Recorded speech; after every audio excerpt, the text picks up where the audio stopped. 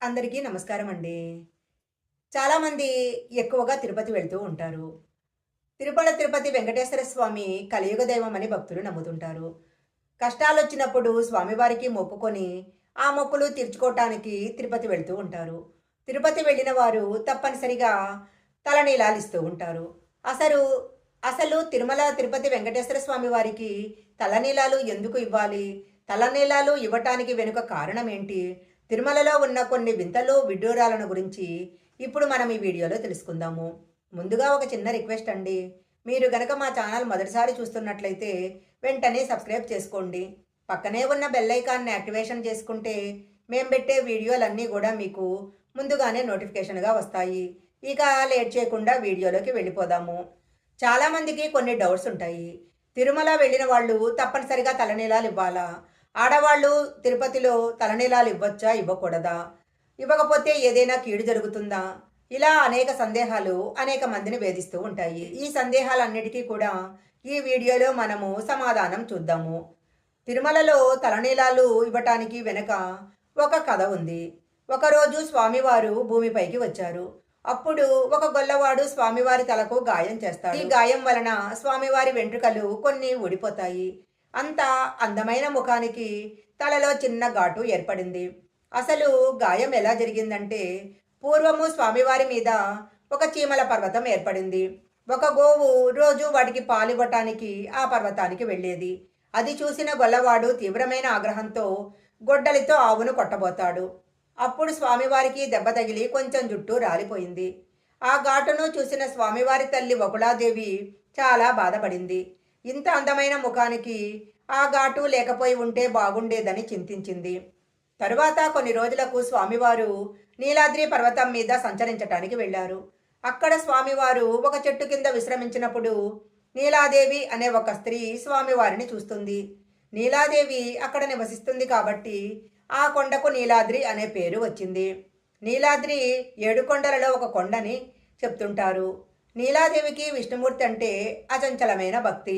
ఈ నీలాదేవి వెంకటేశ్వర స్వామి యొక్క ఈ నీలాదేవి స్వామివారిని చూసినప్పుడు స్వామివారి అందానికి ముగ్ధురాలై అలాగే చూస్తూ ఉండిపోయింది.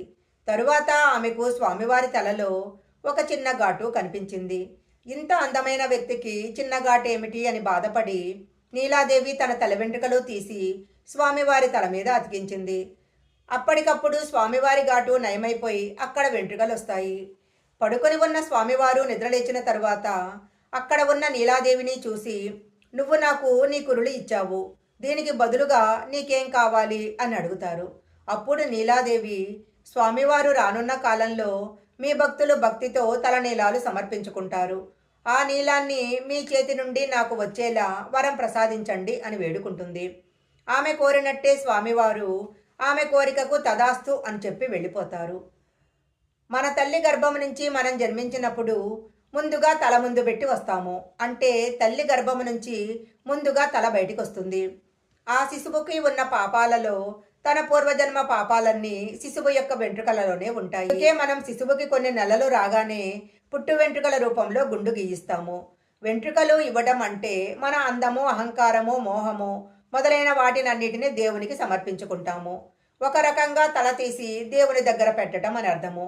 మనం చేసిన పాపాలన్నీ మన తల వెంట్రుకలకు చేరుకుంటాయి. కాబట్టి దేవుని దగ్గర తలనీలాలు సమర్పించుకుంటే చాలా మంచి జరుగుతుంది అంటారు.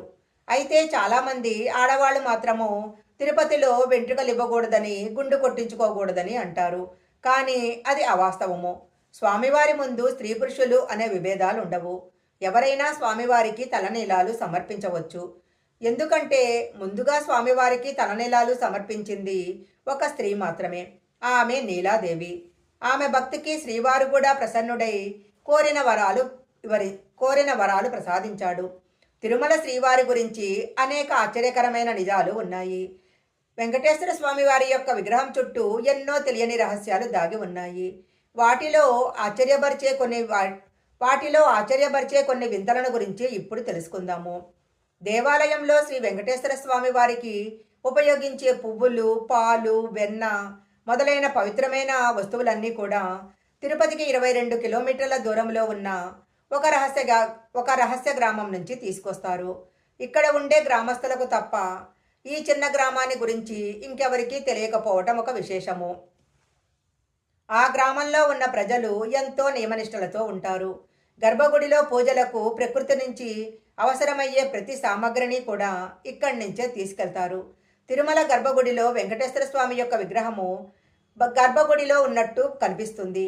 అయితే నిజానికి శ్రీవారి విగ్రహము గర్భగుడి మధ్యలో ఉండదు. గర్భగుడికి కుడివైపు మూలలో శ్రీవారి విగ్రహం ఉంటుంది. సరిగ్గా గమనిస్తే ఇది స్పష్టంగా తెలుస్తుంది. శ్రీవారి విగ్రహం వెనుక నుంచి ఎప్పుడూ సముద్రపు ఘోష వినిపిస్తుంది.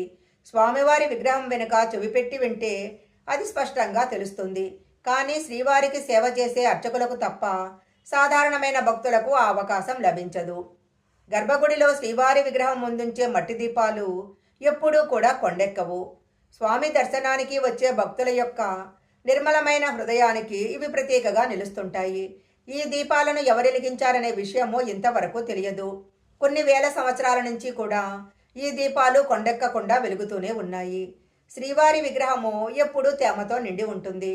పూజారులు ఎన్నిసార్లు దాన్ని తుడిచినా కూడా మళ్ళీ తడిగానే ఉంటుంది. వెంకటేశ్వర స్వామి వారిని అనేక పూలతో పూజిస్తుంటారు.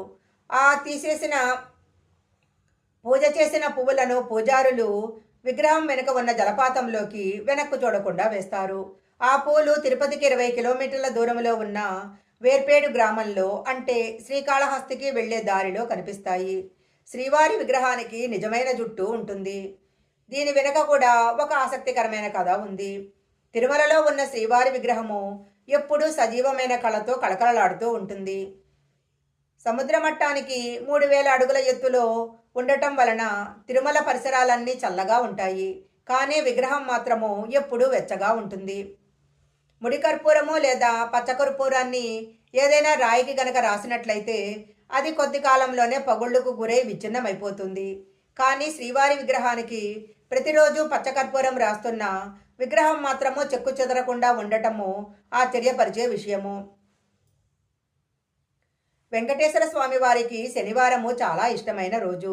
అందువలన శనివారం రోజు ఇంట్లో పూజ చేసుకొని వెంకటేశ్వర స్వామి వారికి తులసీమాలను సమర్పించి బెల్లంతో తయారు చేసిన పాయసాన్ని నైవేద్యంగా పెట్టి పూజ పూర్తయిన తర్వాత పచ్చకర్పూరంతో హారతి ఇవ్వాలి. ఇలా ఎవరైతే వెంకటేశ్వర స్వామి వారిని పూజిస్తారో వారి యొక్క సకల కోరికలు స్వామివారి అనుగ్రహంతో నెరవేరుతాయి. ఈ వీడియో కనుక మీకు నచ్చినట్లయితే లైక్ చేయండి, షేర్ చేయండి. ఇలాంటి మరిన్ని వీడియోల కోసం మా ఛానల్ సబ్స్క్రైబ్ చేసుకోండి. పక్కనే ఉన్న బెల్ ఐకాన్ని యాక్టివేషన్ చేసుకుంటే మేము పెట్టే వీడియోలన్నీ కూడా మీకు ముందుగానే నోటిఫికేషన్గా వస్తాయి. మరొక మంచి వీడియోతో మళ్ళీ కలుసుకుందాం.